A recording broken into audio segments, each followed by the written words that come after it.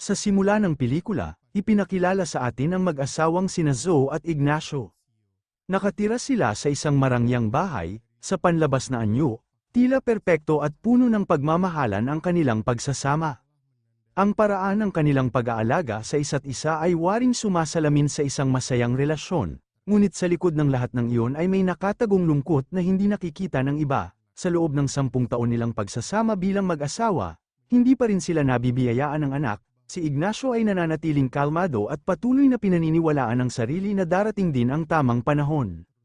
Ngunit para kay Zoe, ang sitwasyong yun ay isa ng mabigat na painang patuloy na dumidiin sa kanyang puso. Nagsimula niyang maramdaman na may malaking kakulangan sa kanyang buhay na hindi mapupunan ng pagmamahal o ng kayamanan lamang.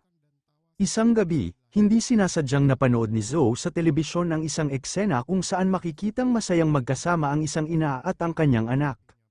Ang simpleng yakapan at tawanan na yun ay agad na nakaantig sa kanyang damdamin kahit pilit niya itong pinipigilan. Napansin yun ni Ignacio na nakaupo sa kanyang tabi, kaya mahinahon itong iminungkahi na baka maaari na nilang isaalang-alang ang pag-aampo ng isang bata, ngunit agad itong tinanggihan ni Zoe, hindi dahil ayaw niya rito, kundi dahil mas malalim pa ang kanyang ninanais.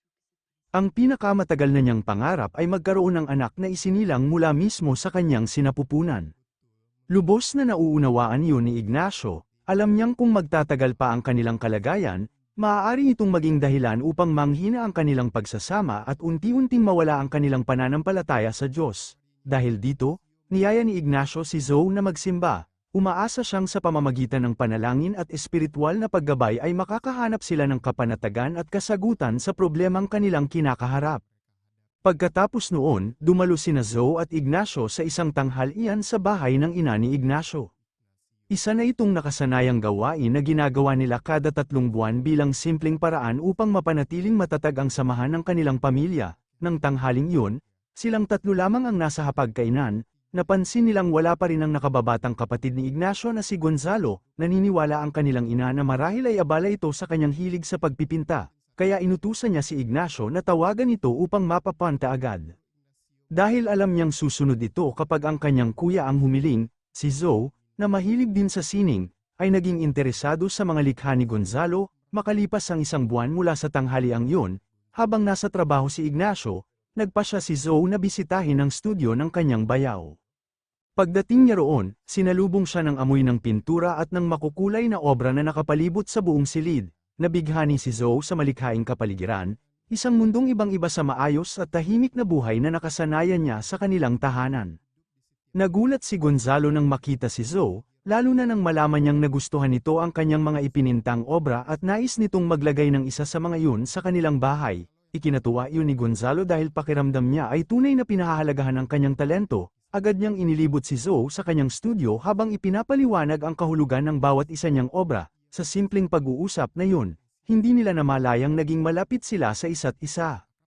Umuwi si Zoe na may kakaibang damdaming hindi niya maipaliwanag, na para bang may bagong nabuo sa kanyang puso.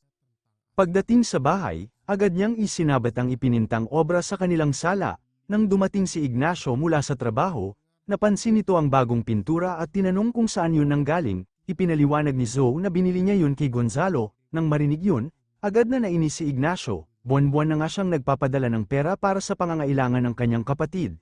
Ngunit bumili pa si Zoe ng isa sa mga obra nito.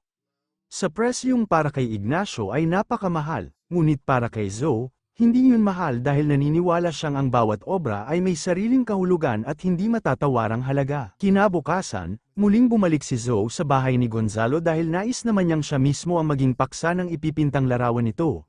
Dahil sa paghanga niya sa talento ni Gonzalo at sa kagustuhang magkaroon ng bagong karanasan sa kanyang buhay, nagpasya siyang pumunta roon kahit kailangan pa niyang magsinungaling sa kanyang asawa. Bago simulan ang pagpipinta, hiniling ni Gonzalo na kuhanan muna siya ng ilang litrato bilang magiging batayan ng kanyang obra. Wala namang pagtutol si Zoe, pagkatapos nito ay agad siyang pumwesto sa pinakamagandang posisyon. Ilang beses siyang kinuhanan ng litrato, ngunit napansin ni Gonzalo na nananatiling seryoso at hindi pa rin siya nakaka-relax, kaya pinahigi niya si Zoe sa kama upang maging mas natural at komportable ang kanyang pose, isang posisyong tiyak na makakaakit sa sinumang makakakita nito.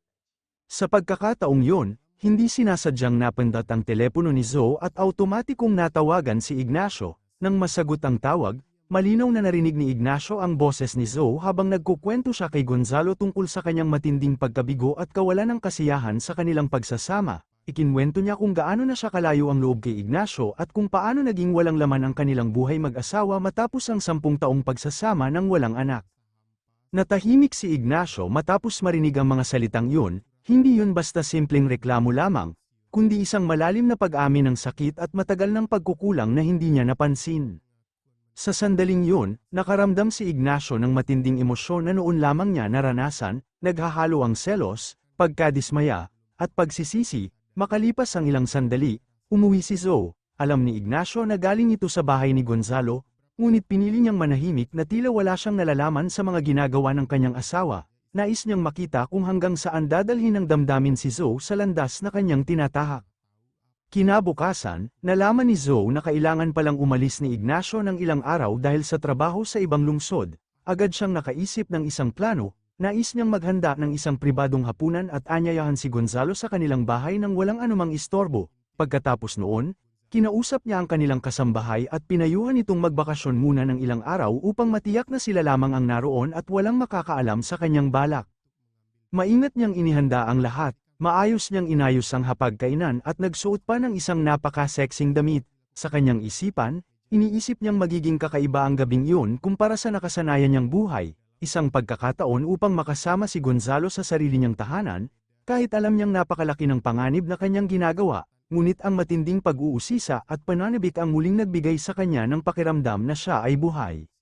Makalipas ang ilang sandali ng gabing yon, dumating si Gonzalo sa bahay ni Zoe. Dahil sa mahinang ilaw at tahimik na kapaligiran ng bahay, naging mas malapit ang kanilang samahan kaysa dati. Ang simpleng pag-uusap ay unti-unting nauwi sa malalim na pagkakalapit. Paminsan-minsan ay nagkakatitigan sila bilang tahimik na senyales ng atraksyong matagal na nilang itinatago. Habang lumalalim ang gabi, tuluyan nang nawala ang hangganan sa pagitan ni Gonzalo at Zoe. At mula roon ay nagsimula ang isang ipinagbabawal na relasyon na paulit-ulit nilang ginawa ng palihim at malayo sa paningin ng ibang tao. Ngunit kasabay nito ay nagsimula ring sumibol ang matinding konsensya at tensyong nakatago sa likod ng kanilang relasyon. Naranasan ni Zoe ang kakaibang damdamin, halo ng kasiyahan, pagkakasala, at pakiramdam na muli siyang nabubuhay. Ang bahay na dati ay tahimik lamang ay naging saksi sa isang mapanganib na lihim na maaaring magbago sa buhay nilang lahat kapag nabunyag. At mula noon ay paulit-ulit na nilang ipinagpatuloy ang kanilang ipinagbabawal na relasyon ng palihim at malayo sa mata ng ibang tao. Kinabukasan, nagising si Zoe na puno ng pagsisisi, ngunit sa kaibuturan ng kanyang puso, aminado siyang lubos siyang nasiyahan at nais pa niyang maulit yun bago umuwi ang kanyang asawa mula sa paglalakbay. Nang gabing yun, umuwi si Ignacio. Mainit siyang sinalubong ni Zoe at malinaw na ipinakita ang kanyang pagnanais. Sinubukan niyang akitin si Ignacio, ngunit mahinahon siyang tinanggihan nito dahil pakiramdam ni Ignacio ay kailangan muna niyang magpahinga ng gabing yun. Dahil sa pagtangging yun, labis na nadismaya si Zoe. Ngunit naisip niyang naroon naman si Gonzalo na handang samahan siya anumang oras na gugustuhin niya. Kinabukasan, muli silang nagkita at muling naging malapit sa isa't isa nang may mas matinding pagnanasa. Pagkatapos noon, ibinahagi ni Zoe kay Gonzalo ang tungkol sa kanyang relasyon kay Ignacio. Sinabi niyang pakiramdam niya ay tila wala ng gana ang kanyang asawa kapag sila ay magkasama. Bilang tugon, sinabi ni Gonzalo na baka hindi talaga mahilig si Ignacio sa mga babae. Nang marinig yun, nagsimulang mag-isip si Zoe. Nang gabing yun, naglakas loob siyang tanungin ang kanyang asawa tungkol sa bagay na yun. Umaasang hindi totoo ang sinabi ni Gonzalo, labis namang nagulat si Ignacio na naisip yun ng kanyang asawa, ngunit nakatitiyak siyang si Gonzalo ang naglagay ng ganoong ideya sa isip ni Zoe. Pagkatapos nito, nagtungo siya sa bahay ni Gonzalo upang bigyan ito ng babala dahil sa pagpapakalat ng maling paratang laban sa kanya. Makalipas ang ilang linggo mula nang magsimula ang ipinagbabawal na relasyon nila ni Gonzalo, napansin ni Zoe na may mga pagbabago sa kanyang katawan. Noong una ay inakala niyang dulot lamang yun ng stress o pagod. Ngunit matapos siyang magpa-test, malinaw ang naging resulta, positibo siyang buntis. Nang makumpirma yun, tahimik siyang naupo at nag-isip, naalala niyang halos wala na silang pagsasama ng kanyang asawa. Ang halos lahat ng naging malapit na sandali niya ay kay Gonzalo nang galing. Dahil sa matinding pagkakasala, umalis siya sa kanilang bahay at nagpaalam na ilang araw muna siyang mananatili sa bahay ng kanyang ina. Ngunit ang totoo, hindi siya roon nagtungo. Sa halip ay nag-check-in siya sa isang hotel upang lumayo muna kay Ignacio. Dahil sa hiya, pagkalito, at takot, hindi niya alam kung paano niya ipaliliwanag ang lahat ng nangyari. Makalipas ang ilang araw, nakipag-ugnayan si Zoe kay Gonzalo at sinabing gusto niya itong makausap agad. Hindi nagtagal ay dumating si Gonzalo sa hotel kung saan nananatili si Zoe. Nagkataon namang may business meeting si Ignacio sa parehong hotel. Habang nasa gitna ng pulong, hindi niya sinasadyang makita si Gonzalo na nagmamadaling pumasok. Dahil dito ay agad siyang naghinala na naroon din si Zoe. Kaagad siyang nagtungo sa reception upang itanong kung nakarehistro ba bilang panauhin si Zoe sa hotel, at tama nga ang kanyang hinala, nakarehistro roon ang pangalan ni Zoe. Matapos siyang ituro ng receptionist sa tamang silid, agad siyang nagtungo sa kwarto nito. Samantala, ikinukwento naman ni Zoe kay Gonzalo ang tungkol sa kanyang pagbubuntis. Noong una ay hindi makapaniwala si Gonzalo dahil dati nang sinabi ni Zoe na hindi ito maaaring magkaanak, ngunit nang ipakita ni Zoe ang resulta ng kanyang medical examination, natahimik si Gonzalo at wala na siyang masabi, napagtanto niyang nasa isang napakadelikadong sitwasyon na siya. Upang hindi na lalo pang lumala ang lahat, nagpasya siyang tapusin na ang kanilang relasyon at ituring na parang walang anumang nangyari sa pagitan nilang dalawa. Hindi nila alam na nasa labas ng silid si Ignacio at narinig niya ang buong pag-uusap nila. Dahil sa matinding pagkadismaya, galit, at pagkawasak ng kanyang damdamin, pinili na lamang niyang umalis.